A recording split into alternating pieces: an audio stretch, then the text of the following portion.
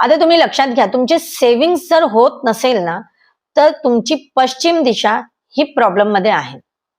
Income येते ह्याचा अर्थ तुमच्या दक्षिण दिशेमध्ये काही प्रॉब्लेम नाहीये. तुमच्या दक्षिण दिशेमुळे तुमची इन्कम येते.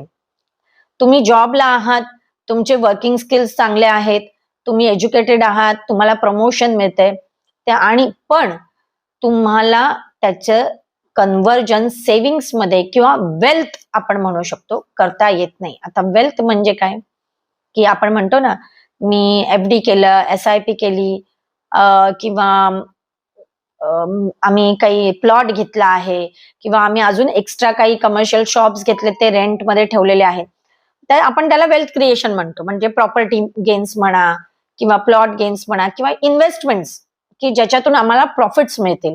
मग ते FD असू दे, किंवा गोल्ड सर्टिफिकेट्स असू दे, किंवा गोल्ड ज्वेलरी असेल, काही त्यांचं काही केल्या गोष्टी होत नव्हत्या.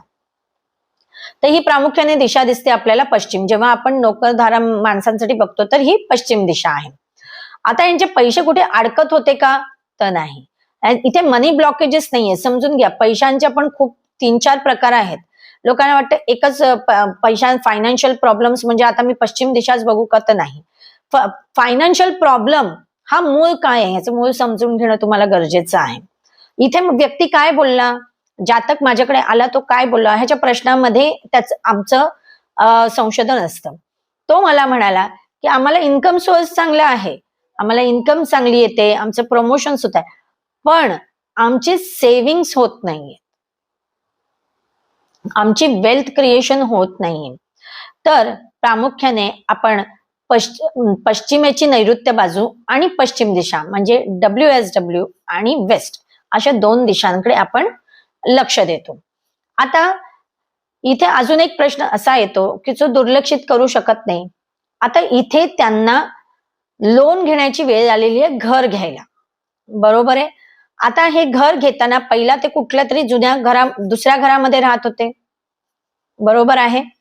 आता त्यांना लोन घ्यावे लागलं किंवा लोन घेण्यासाठी प्रवृत्त ते झाले, याचा अर्थ त्यांच्या वायव्य दिशेला म्हणजे नॉर्थ वेस्ट दिशेला पण त्यांच्या आधीच्या घरामध्ये प्रॉब्लेम असणार.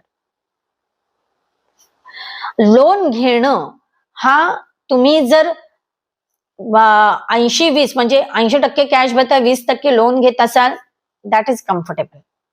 जर तुम्ही 60% कॅश टाकता 40% लोन घेत असता तरी सुद्धा कम्फर्टेबल आहे. पण जर ते 50-50 वर असेल किंवा 50 वर खाली